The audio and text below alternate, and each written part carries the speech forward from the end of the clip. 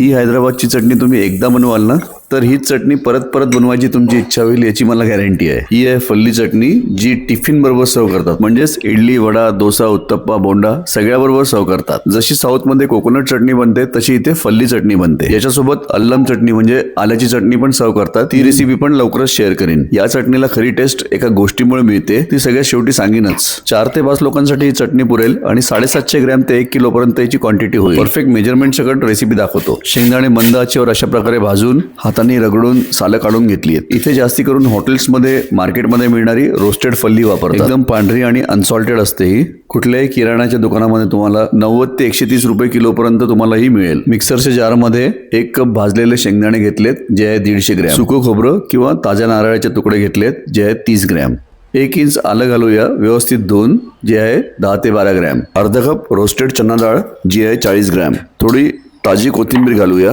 तसं कोथिंबीर ही ऑप्शनल गोष्ट आहे, काही लोक नाही घालत। पांढरी किंवा थोडी पिवळी चटणी असते त्यांची। साधारणपणे 15 हिरव्या मिरच्या ज्या आहेत 40 ग्रॅम। कांदा याच्यामध्ये तसा ऑप्शनल आहे, जसं आता मी मिरची फ्राय करून घालतोय त्याचसोबत 1 कांदा तुम्ही फ्राय करून घालू शकता। पण कांदा घातल्यानंतर चटणी लवकर खराब होण्याचे चान्सेस वाढतात, म्हणून बरेचसे हॉटेलवाले कांदा घालत नाहीत। तळलेल्या मिरच्या घातल्यात मिक्सरच्या जारमध्ये आणि 1 टीस्पून मीठ। सुरुवातीला 1 कप पाणी घेतलं होतं, त्यापैकी अर्धा कप चटणी वाटताना घातलं होतं। चटणी थोडी वाटल्यानंतर याच्यामध्ये उरलेलं अर्धा कप पण पाणी घातलं होतं। त्यानंतर आणखीन थोडं पाणी मी याच्यामध्ये वाढवलं होतं आणि अर्धा टीस्पून मीठ पण वाढवलं होतं।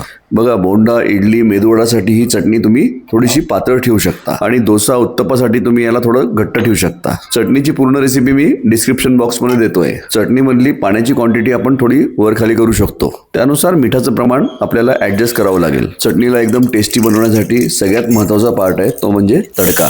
ज्या तेलामध्ये मिरच्या फ्राय केल्या होत्या ते तेल गरम करून त्याच्यामध्ये 1 टीस्पून मोहरी, थोड्या सुक्या लाल मिरच्या आणि कडीलिंबाची पानं घालूया आणि 3 चिमूट हिंग।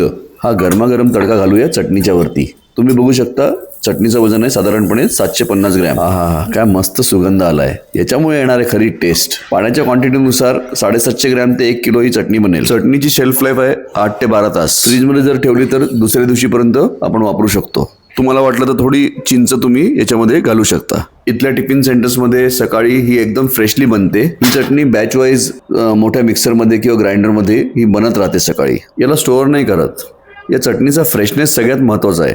आय होप हा व्हिडिओ तुम्हाला आवडला असेल। जर आवडला तर लाईक करा, शेअर करा आणि देव्स किचन मराठीला अजून सबस्क्राईब नसेल केलं तर नक्की करा। व्हिडिओ पूर्ण बघितल्याबद्दल तुमचे खूप धन्यवाद। जय हिंद, जय महाराष्ट्र, वंदे मातरम, भारत माता की जय।